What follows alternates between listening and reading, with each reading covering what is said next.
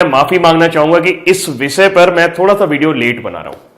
मैंने देखा कि बहुत सारे लोगों ने वीडियो बना भी दिए और बहुत सारे लोगों ने जानकारी ले भी ली, लेकिन मेरा एक फलसफा है कि अगर ज्ञान ना हो तो उसे बांटना नहीं चाहिए। यानी कि जब तक पूरी जानकारी उपलब्ध ना हो जाए तब तक उसके बारे में बातचीत नहीं करनी चाहिए। तो YouTube का सबसे धमाकेदार वीडियो आप इस पर देखने जा रहे हो जो CET पर आधारित है। CET पर बात करने से पहले मैं जरा भी मौजूदा स्थिति के बारे में बात करता हूं। 3 बैंकिंग एजेंसी की अगर हम बात करें, SSC, IBPS और रेलवे, क्योंकि ये अभी हाल फिलहाल उसी पर ही आधारित है। अगर आप ये जानना चाहते हो कि वाकई में अभी जो मौजूदा सिस्टम है वो ज्यादा बेटर है या ये जो नया सिस्टम आने वाला है CET वाला वो ज्यादा बेटर है, इसका फायदा किसको होगा और इसका नुकसान सबसे ज्यादा किसको होगा, तो वीडियो को पूरा जरूर देखेगा, क्योंकि मैं एक एक बात पर बहुत गौर से बहुत ही विस्तार पूर्वक बात करने वाला हूं। एक्सपर्ट्स की माने, यानी कि जो विशेषज्ञ हैं, जो शिक्षा मंत्री वगैरह के जो सदस्य वगैरह रहे और जो भी हमारे बड़े बड़े लोग हैं, उन्होंने जो बताया है उसके मुताबिक, उन्होंने जो अपने वक्तव्य जारी किए मीडिया में, उसके मुताबिक अगर देखा जाए तो इस सिक्के के 2 पहलू हैं। इसका एक बहुत बड़ा एडवांटेज भी है और कहीं ना कहीं कुछ ऐसे अनसुलझे सवाल हैं जिनका जवाब जब तक हमें नहीं मिल जाते तब हम ये नहीं कह सकते कि इसका नुकसान है वो, क्योंकि अभी बहुत सारी चीजें जानकारी आना बाकी है कि एजेंसी कैसे काम करेगी, किस तरीके के मेंस की परीक्षा कराएगी, तो इसके बारे में हम लोग बातचीत करेंगे। सबसे पहले मैं बात करने वाला था SSC, रेलवे और बैंकिंग के मौजूदा हालात के बारे में। SSC लेट चल रहा है, रेलवे कब एग्जाम कराएगा पता नहीं। सरकार 1000 करोड़ 1100 करोड़ रुपए लगभग अपने पास रखे हुए है और अभी तक ये नहीं पता चल पा रहा है कि एग्जाम कौन कराएगा, टेंडर कौन लेगा, एजेंसी कौन होगी। अभी कोविड-19 के हवाले से वो लगातार अपनी टेंडर डेट को लगातार आगे बढ़ाते चले जा रहे हैं और मुझे ऐसा समझ में नहीं आता कि जब दुनिया भर की वर्चुअल मीटिंग हो सकती है तो क्या इस तरह की मीटिंग आप टेंडर के जरिए, आपको ऑनलाइन ही तो टेंडर भरवाना है, जरूरी है किसी का हाथ पकड़ के टेंडर भरवाओ? नहीं ना। तो कोविड-19 का खतरा कहां हुआ? सिर्फ और सिर्फ मुझे यहां पर बहानेबाजी नजर आती है कि रेलवे वाकई अभी एग्जाम कराना नहीं चाह रहा है या पता नहीं क्या चाहते हैं। वो लगता है चाहते हैं कि कोई ना कोई आंदोलन हो जाए उसके बाद ही एग्जाम कराएंगे। माफी चाहूंगा मैं अपने विषय से भटक गया, बट रेलवे की बात करें तो रेलवे भी 2 साल लेट चल रहा है। IBPS ठीक चल रहा है। बैंकिंग की बात करें तो बैंकिंग ठीक चल रहा है, समय पे अपने एग्जाम करा रहा है और समय पे अपने रिजल्ट जारी कर रहा है। तो इस तरीके से हमारे मन में कई सारी शंकाएं आती हैं कि जो ये कॉमन एलिजिबिलिटी टेस्ट आएगा, क्या उसके बाद हमें इस तरीके के सरदर्द से आजादी मिलेगी कि एग्जाम कब होगा, डेट कब होगी, ये कब होगा, वो कब होगा। तो इसके लिए मैं थोड़ा सा इसमें विश्लेषण करना पड़ेगा, समझना पड़ेगा कि ये वाकई एजेंसी काम कैसे करने वाली है। तो सबसे पहले तो ये समझते हैं कि ये वाकई में CET क्या है। CET की बात करें तो CET का फुल फॉर्म है कॉमन एलिजिबिलिटी टेस्ट। यानी अगर आप SSC की तैयारी कर रहे हैं या रेलवे की तैयारी कर रहे हैं या बैंकिंग की तैयारी कर रहे हैं तो अब आपको सिर्फ एक प्रारंभिक परीक्षा देनी होगी। एक प्रारंभिक परीक्षा का मतलब यह हुआ कि जो प्री एग्जाम होते हैं, जैसे कि आप देखेंगे कि SSC में भी प्री होता है, फिर मेंस होता है, जिसे टियर 1 और टियर 2 एंड देन टियर 3 वगैरह तक लेके जाते हैं वो। IBPS या बैंकिंग की बात करें तो उसमें भी आपका लेवल 1, लेवल 2 यानी कि प्री या मेंस रहता है। रेलवे में भी ऐसा ही रहता है कि टियर 1, टियर 2 इस तरीके से चलता है। तो अगर बात की जाए तो यहां पर जो कॉमन एलिजिबिलिटी टेस्ट परीक्षा की बात है वो पूरी तरीके से सिर्फ और सिर्फ प्रारंभिक परीक्षा की बात की जा रही है। प्रारंभिक परीक्षा की बात इसलिए की जा रही है, क्यों भाई एक ही परीक्षा क्यों नहीं करा देते, तीनों की एक साथ करा दो ना, बार बार क्या मतलब, फिर फायदा क्या होगा? जब मेंस अलग अलग देना पड़ेगा तो फायदा क्या होगा? तीनों की एक ही परीक्षा नहीं कराई जा सकती क्योंकि SSC में काम करना, रेलवे में काम करना और बैंकिंग में काम करना, तीनों के जॉब प्रोफाइल एकदम अलग है। तीनों डिपार्टमेंट्स को, तीनों विभागों को अपने अपने मुताबिक उनको पर्टिकुलर विशेषता वाले कैंडिडेट की तलाश रहती है, जिसकी वजह से अगर आप देखें तो वर्तमान समय में SSC का पैटर्न, रेलवे का पैटर्न और बैंक का पैटर्न एग्जाम लेने का बिल्कुल अलग है। नंबर ऑफ क्वेश्चन जो पूछे जाते हैं वो बिल्कुल अलग तरीके से पूछे जाते हैं और लेवल ऑफ डिफिकल्टी भी जो रहता है वो बिल्कुल अलग अलग रहता है। सबसे बड़ी बात यह आती है कि आप अगर एक स्टूडेंट के तौर पर सोचें, जितना मैं स्टूडेंट से इंटरेक्ट कर पाता हूं या जितना मैं जानता हूं उसके मुताबिक मुझे ऐसा लगता है कि जो बच्चा SSC की तैयारी कर रहा होता है उसमें तो बहुत कम ही ऐसे होते हैं जो रेलवे की भी तैयारी कर रहे होते हैं, या जो बच्चा रेलवे की तैयारी कर रहा होता है, जो स्टूडेंट रेलवे की तैयारी कर रहा होता है वो बहुत कम ही होते हैं जो बैंकिंग की तैयारी कर रहे होते हैं। यानी अभी हम क्या चलते हैं, एक स्पेसिफिक सेट ऑफ माइंड से चलते हैं कि नहीं हमें बैंकिंग जाना है, हमें रेलवे में करना है और हमें SSC में जाना है। और इसकी सबसे बड़ी वजह होती है सब्जेक्ट्स। लेवल ऑफ डिफिकल्टी, क्योंकि कुछ बच्चों को ऐसा लगता है कि वो बैंकिंग की रीजनिंग नहीं कर सकते या बैंकिंग का अंग्रेजी नहीं कर सकते, तो वो कुछ ऐसा एग्जाम ढूंढते हैं जिसको वो आसानी से कर पाए, जैसे कि रेलवे हो गया या एसएससी हो गया। सिमिलरली जिन बच्चों को लगता है कि नहीं मैथ बहुत कठिन आती है, मैं एसएससी नहीं कर सकता हूं, तो मैं रेलवे कर लेता हूं। अब यहां पर एक बड़ा पेच फंसता है कि अगर हम प्री परीक्षा को एक जैसा बना देते हैं, क्योंकि बोला गया है कि पाठ्यक्रम भी एक जैसा होगा, सारी चीजें एक जैसी होंगी, तो उसमें समस्या यही आती है कि हम तैयारी तो एक जैसी करेंगे अपनी सीईटी के लिए, एक तरह से हम सीईटी के लिए तैयारी करेंगे, लेकिन जब हम मेंस की परीक्षा देंगे तब हमें क्या करना पड़ेगा, तब हमें अपनी तैयारी में परिवर्तन लाना पड़ेगा। जैसे आपको पता है कि रेलवे अंग्रेजी नहीं पूछता, इंग्लिश नहीं पूछता, जबकि एसएससी अंग्रेजी पूछता है। बैंकिंग में भी एक एग्जाम ऐसा होता है आरआरबी, जो अंग्रेजी और हिंदी में दोनों में ऑप्शन रखता है कि आप अगर नहीं अंग्रेजी आपकी अच्छी है तो आप हिंदी में भी आके चले आइए। तो अगर देखा जाए तो यहां पर थोड़ा सा टेक्निकल चीजें हैं जिसमें थोड़ी सी दिक्कत है। अब बात करते हैं कि जो नेशनल रिक्रूटमेंट एजेंसी, तो अब ये मामला यहां पे खत्म हुआ आके कि कॉमन एलिजिबिलिटी टेस्ट क्या होगा। अगर आप एसएससी की तैयारी कर रहे हैं, बैंकिंग की तैयारी कर रहे हैं, तो रेलवे की तैयारी कर रहे हैं, तो आपको सिर्फ और सिर्फ प्री परीक्षा कॉमन एलिजिबिलिटी टेस्ट के जरिए देनी है। मेंस एसएससी अलग कराएगी, बैंकिंग अलग कराएगी, रेलवे अलग कराएगी। तो जो यूट्यूबर और जो लोग ये चिल्ला रहे हैं कि जो मीडिया वाले भी ये चिल्ला रहे हैं कि अब सरकारी नौकरी का सपना हुआ और आसान, तो हैशटैग अभी सरकारी नौकरी का सपना आसान नहीं हुआ है। हां, मैं ये मानता हूं कि एक चरण कम हो गया है। एक चरण कैसे कम हो गया, उसके लिए आपको थोड़ा सा आगे लेके जाता हूं। पहले आपको समझाता हूं कि एनआरए क्या है। नेशनल रिक्रूटमेंट एजेंसी, ये एक ऐसी एजेंसी होगी जो आपका कॉमन एलिजिबिलिटी टेस्ट कराएगी। सरकार के मुताबिक अभी 1000 केंद्र सेलेक्ट किए गए हैं और 117 आकांक्षी जिलों की सूची बनाई गई है जहां पर इस तरह के सेंटर डेवलपमेंट किए जाएंगे। वहां पर परीक्षा देने के बाद, कॉमन एलिजिबिलिटी टेस्ट देने के बाद आपको क्या होगा, क्योंकि परीक्षा साल में 2 बार होगी, तो आपको एक स्कोर कार्ड जारी किया जाएगा। यह स्कोर कार्ड समझते हैं कि स्कोर कार्ड काम कैसे करेगा। स्कोर कार्ड समझने के लिए, यह ऐसा नहीं है कि यह फंडा पहली बार इंडिया में चल रहा है, इससे पहले भी कई एग्जाम है जो स्कोर कार्ड बेसिस पे एडमिशन वगैरह देते हैं, रिक्रूटमेंट वगैरह करते हैं। उनमें से कुछ एग्जाम यहां पर है, जैसे कि GATE, graduate aptitude test in engineering. Engineering में जो लोग भी एमटेक करना चाहते हैं या पीएसयू में जाना चाहते हैं, वो गेट की परीक्षा हर साल देते हैं और गेट की परीक्षा देने के बाद उनको एक स्कोर कार्ड जारी किया जाता है और उस स्कोर कार्ड की वैलिडिटी अगर आप एडमिशन लेना चाहते हैं तो 3 साल होती है, लेकिन अगर आप किसी पीएसयू में जाना चाहते हैं, यानी कि पब्लिक सेक्टर यूनिट में जाना चाहते हैं, भेल गेल एक्सेट्रा में कहीं जाना चाहते हैं, तो उसकी वैलिडिटी 1 साल होती है। यानी अगर अगले साल अगर आपको कहीं और रिक्रूटमेंट करना है तो दोबारा से गेट की परीक्षा देनी पड़ती है। लेकिन अगर आपको एडमिशन लेना है और बाई चांस आप इस साल एडमिशन नहीं ले पाए तो आप गेट के थ्रू अगले साल भी एडमिशन ले सकते हैं। बस आपका क्या होगा, कंपैरिजन कराया जाता है, बेस्ट स्कोर लिया जाता है। आप 3 साल भी गेट दे सकते हो, 3 साल गेट देने के बाद जो बेस्ट स्कोर आपका रहेगा वो वैलिडिटी में माना जाएगा। और जैसे मान लीजिए मैं जाना चाहता हूं कि आईआईटी कानपुर से मैं एमटेक करूं और मेरा गेट स्कोर बहुत अच्छा है, मैं गेट स्कोर के हिसाब से जाऊंगा। मेरे बाद एक और लड़का है जो आईआईटी कानपुर से एमटेक करना चाहता है, बट मेरे गेट स्कोर से उसका गेट स्कोर कम है, तो एडमिशन मुझे मिल जाएगा, उसे नहीं मिलेगा। सिमिलर केस यहां पर होने वाला है, कट ऑफ वाला केस यहां पे होना है। इसी तरीके का एक एग्जाम यूजीसी नेट होता है, नेशनल एलिजिबिलिटी टेस्ट। ये पीएचडी और असिस्टेंट प्रोफेसर की वैकेंसी के लिए होता है, ये भी 3 साल के लिए वैलिड होता है। उसके बाद बात करें कॉमन एडमिशन टेस्ट की, कैट भी 1 साल के लिए वैलिड होता है और देश के शीर्ष प्रबंध संस्थानों में एडमिशन के लिए यहां पर काम किया जाता है, यानी कि इस टेस्ट के जरिए आप क्वालिफाई कर सकते हैं।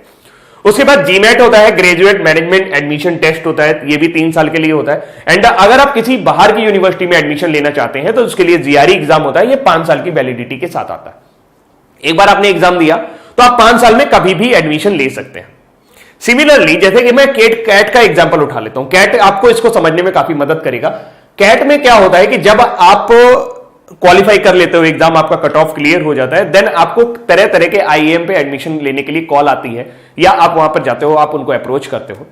इस तरीके से फिर उसके बाद वो अपना एक खुद का इंटरव्यू कंडक्ट कराते हैं। अगर आपके पास अच्छा कैट स्कोर है और आप उनके इंटरव्यू में क्वालिफाई नहीं करते हैं तो आप बाहर हो जाते हैं। बस फायदा क्या हो गया, कैट क्वालिफाई करने से जितने भी देश के शीर्ष प्रबंध संस्थान है, यानी कि मैनेजमेंट इंस्टीट्यूट है, वो आपको एडमिशन देने के लिए एलिजिबल हो जाते हैं। आप उनका एडमिशन क्राइटेरिया फॉलो करते हो, उसके बाद इंटरव्यू भी क्वालिफाई करना पड़ता है। सेम केस एनआरए करेगी। एनआरए क्या करेगी, आपको एक कट ऑफ दे देगी, आपको बोल देगी कि ये पेपर है 100 नंबर का। अभी कितने नंबर का पेपर है ये भी अभी क्लियर नहीं है, मोस्ट प्रोबेबली बोला जा रहा है कि 100 अंक का पेपर होगा, या आप परसेंटेज के हिसाब से बात कर लेते हैं। उसमें आपके कुछ अंक आएंगे, वॉट एवर जो भी आपके अंक आए। अगर आप एसएससी के लिए जाना चाहते हो तो देन आपका कट ऑफ इतना होना चाहिए, तो आप एसएससी की मेंस परीक्षा में बैठ पाओगे, टीयर 2 की परीक्षा में बैठ पाओगे। दूसरा, अगर आपका कट ऑफ कुछ कम या ज्यादा है, उस हिसाब से आईबीपीएस या बैंकिंग सर्विसेज में आप जा पाओगे।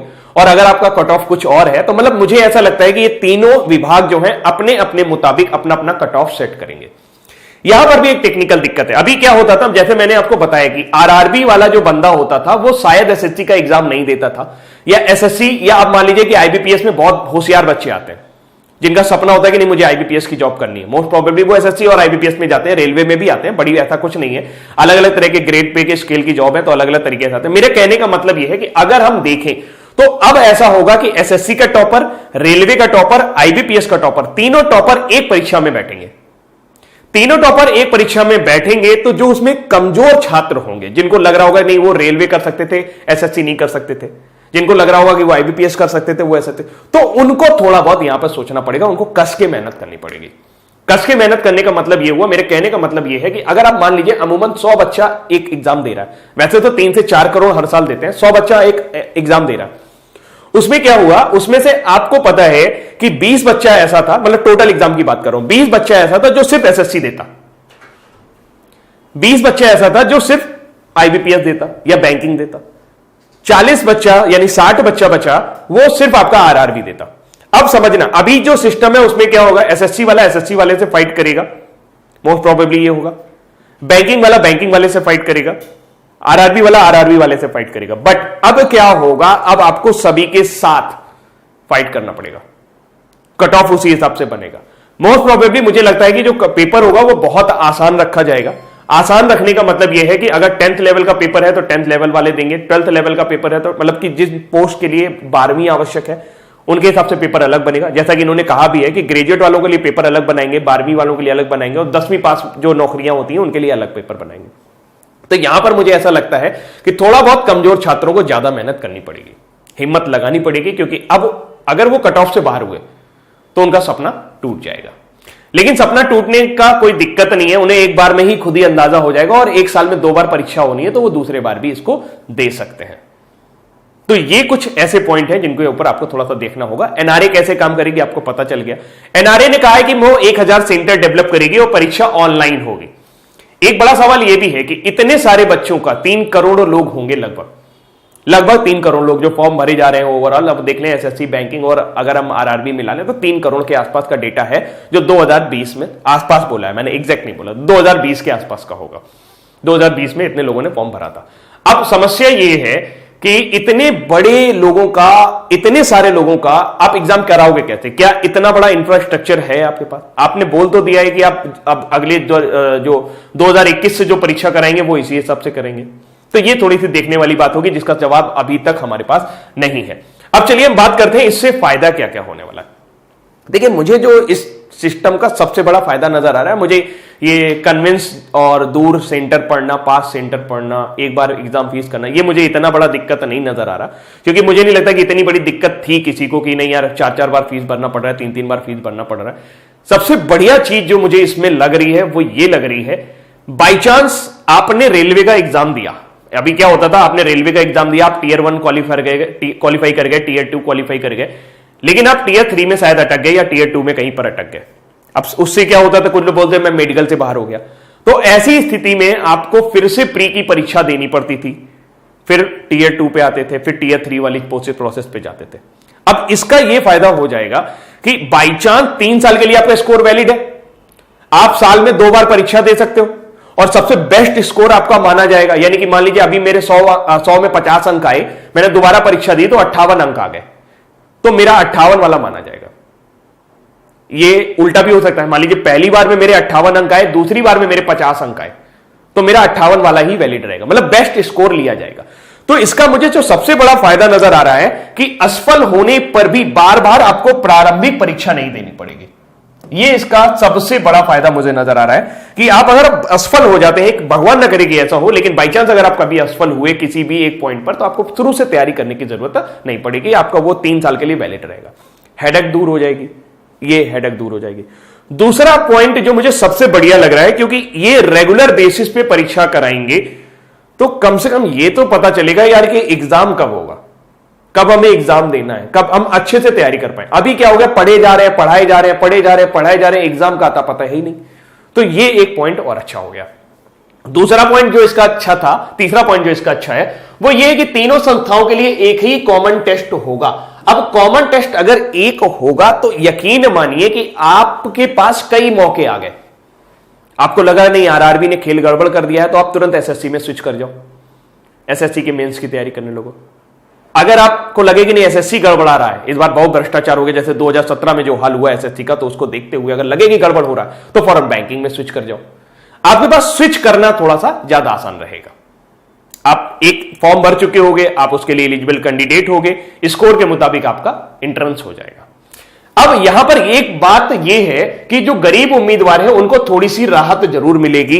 अगर वो तीनों एग्जाम की तैयारी कर रहे होते, तीनों क्या मतलब तीनों विभाग की तैयारी करते तो 10 नौकरियां निकलती हैं, सीपीओ, सीजीएल, एमटीएस, एसएससी में, आईबीपीएस में, RRB, bank clerk, special officer. RRB की बात करें तो ग्रुप डी, एनटीपीसी, जाने क्या क्या फलाना फलाना नौकरियां निकलती हैं। तो हर एग्जाम के लिए अलग अलग फॉर्म भरने से छुट्टी हो जाएगी, पैसा जरूर बचेगा, क्योंकि किसी एग्जाम की फीस 500 रुपए से कम रखते नहीं है ये। अब ये फायदा आपको मैं अभी इसलिए बोल रहा हूं, थोड़ा सा फायदा ये हो जाएगा क्योंकि अगर 3 फॉर्म भरने पर हमें 1500 रुपए की कॉस्ट आई, लेटर सपोज हम तीनों अलग अलग भर रहे हैं, लेकिन अगर इन्होंने उसकी फीस यानी कि जो सीईटी है उसकी फीस अगर इन्होंने 1500 कर दी तो वहां पर भी मामला ये खत्म हो जाएगा, यानी ये राहत फिर नहीं प्राप्त होगी, फिर तो बराबर ही हो गया ना पैसा। हाँ, दूसरा पॉइंट ये हो जाएगा आप हेडेक से थोड़ा कम हो जाओगे। हेडेक से इसलिए आपका कम हो जाएगा, जो सरदर्द है वो थोड़ा सा इसलिए कम हो जाएगा क्योंकि आपको एक ही एग्जाम की तैयारी करनी है, एक ही कॉमन पैटर्न पर चलना है, एक ही पढ़ाई करनी है। तो कम से कम सीईटी निकालने के लिए आप सीईटी तैयार कर लो। आपको लगे कि आपका इतना कट ऑफ आ गया है या आपकी तैयारी इतनी है, आप उस हिसाब से मेंस की तैयारी भी शुरू कर सकते हो। तो यहां पर जरूर ये बात होगी, महिला उम्मीदवारों को ज्यादा लाभ हो जाएगा। क्यों? क्योंकि अभी देखा जाता है कि चाहे वो आरआरबी हो, चाहे वो एसएससी हो, जो ऑनलाइन एग्जाम होते हैं उनके सेंटर बहुत कम है इंडिया में, जिसकी वजह से बहुत दूर दूर एग्जाम देने जाना पड़ता है। कुछ लोगों को तो 24-24, 48-48 घंटे लगातार यात्रा करने के बाद एग्जाम देने जाना पड़ता है। ऐसे में उनको बहुत लाभ होने वाला है। लाभ इसलिए होने वाला है क्योंकि बोला गया है कि 1000 सेंटर बनाएंगे और जहां पर पास का कोई जिला होगा वहां पर एक सेंटर डेवलप जरूर किया जाएगा, जिससे छात्रों को ज्यादा दूर ना जाना पड़े, खासकर महिलाओं को इसमें बड़ी सुविधा प्राप्त हो जाएगी।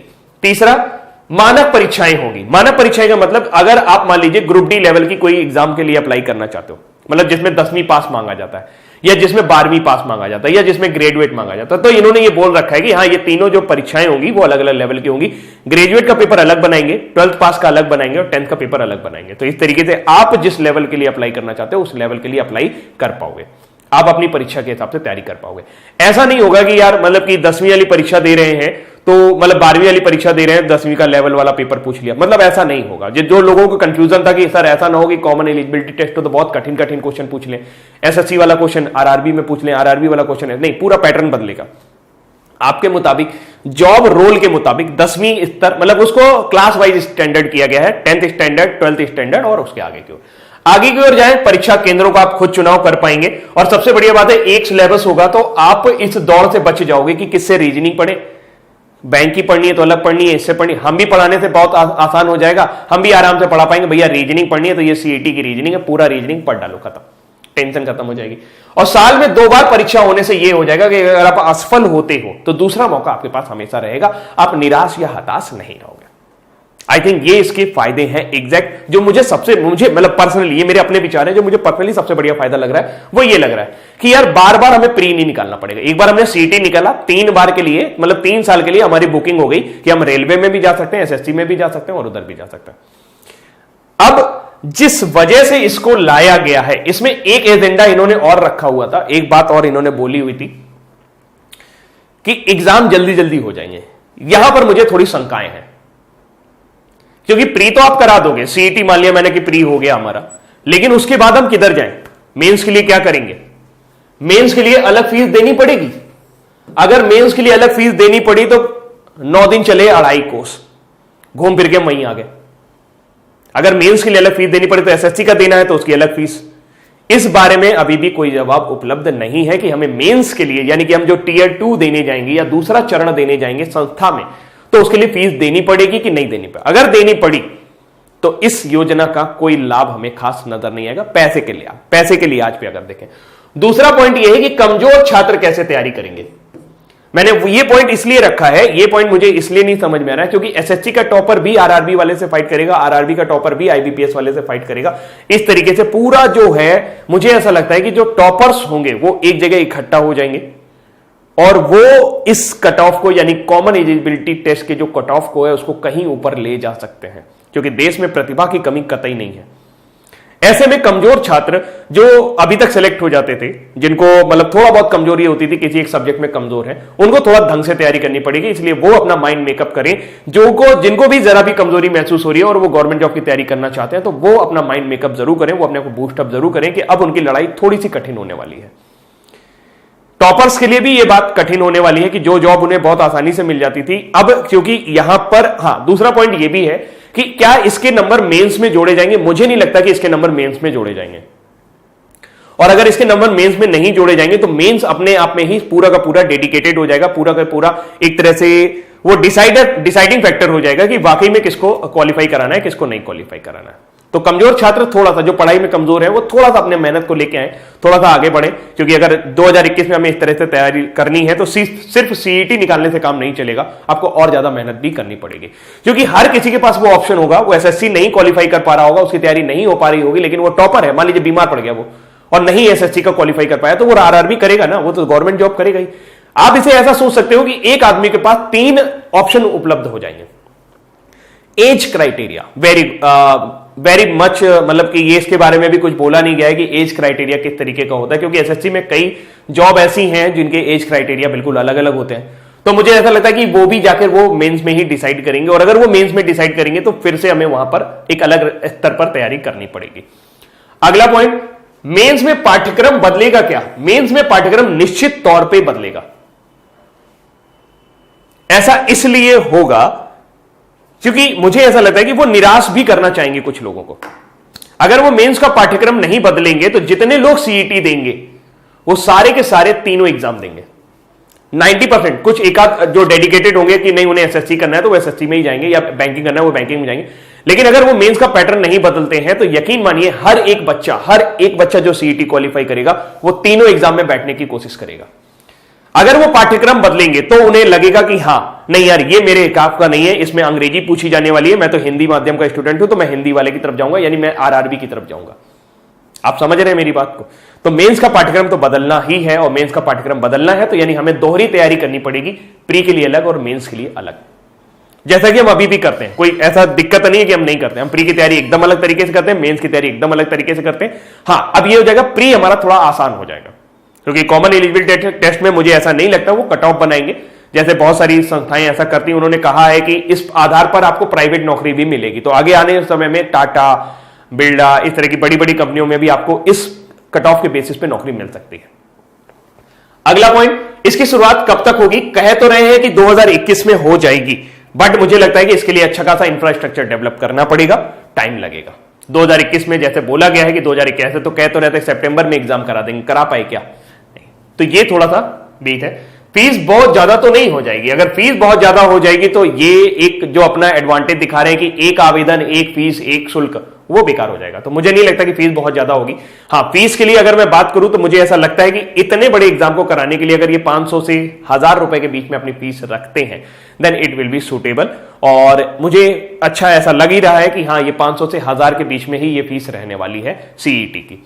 अगला, इसके लिए आवश्यक इंफ्रास्ट्रक्चर इतनी जल्दी क्या बन पाएगा? ये एक क्वेश्चन है कि इतनी जल्दी कैसे इंफ्रास्ट्रक्चर बना पाएंगे। 1000 सेंटर्स पे अगर आपको देखो तो 250 कंप्यूटर, 300 कंप्यूटर लगाने पड़ेंगे, तब जाके वो इतना बड़ा एग्जाम कर पाएंगे। देखिए, आपको बोला गया है कि 1000 सेंटर पर आप सोच लो 3 करोड़ लोगों का एग्जाम कराना है। नहीं सारी शिफ्ट में कराएंगे, नहीं एक ही शिफ्ट में कराएंगे, कई सारी शिफ्ट ले लेंगे, लेकिन फिर भी मुझे ऐसा लगता है कि मिनिमम एक सेंटर पर 200 कंप्यूटर उन्हें अरेंज करने पड़ेंगे। और 200 कंप्यूटर अरेंज करने का मतलब है कि काफी अच्छा खासा इंफ्रास्ट्रक्चर उन्हें बनाना पड़ेगा। 200 कंप्यूटर लगाने के लिए कम से कम मुझे ऐसा लगता है 300 से 400 वर्ग गज की जगह चाहिए होती है, और इतना बड़ा इंफ्रास्ट्रक्चर बनाने के लिए टाइम लगेगा क्योंकि फंड भी रिक्वायरमेंट रहेगी। तो फिलहाल उम्मीद करता हूं कि आपके सारे सवालों के जवाब मैं दे पाया होऊंगा, लेकिन अगर फिर भी आपका कोई सवाल रह गया है तो आप उसे कमेंट सेक्शन पर लिख सकते हैं, वीडियो को शेयर कर दीजिएगा, क्योंकि ये जो इंफॉर्मेशन है पूरी डिटेल फॉर्म में मैंने आपको बताने की कोशिश की है। कॉमन एलिजिबिलिटी टेस्ट में आपको एक कट ऑफ प्राप्त होगा, उस कट ऑफ के जरिए आप अपनी मनचाही नौकरी प्राप्त कर सकते हैं, आप मेंस में बैठ सकते हैं। बट ये अभी तक क्लियर नहीं है कि मेंस के लिए आपको एक अलग फॉर्म भरना पड़ेगा कि नहीं भरना पड़ेगा। अगर भरना पड़ेगा उसकी फीस लगेगी, और मुझे ऐसा लगता है कि फीस लगेगी बिकॉज उन्हें एक अलग एग्जाम फिर से कराना पड़ेगा, और ऐसे में जब उन्हें अलग एक एग्जाम कराना ही पड़ेगा तो नेशनल रिक्रूटमेंट एजेंसी से प्री कराएगी। बहुत सारे सवाल हैं जिनके जवाब अभी भी हासिल नहीं हुए, लेकिन उम्मीद करता हूं कि बहुत कुछ आपको समझाने में मैं सफल रहा हूंगा, इसके प्रॉस एंड कॉन्स में आपको बता पाया हूंगा। तो अभी के लिए इतना ही रखता हूं, वीडियो को शेयर करना मत भूलिएगा। Thank you so much, bye bye. और हाँ, सीईटी की तैयारी करना शुरू कर दीजिए।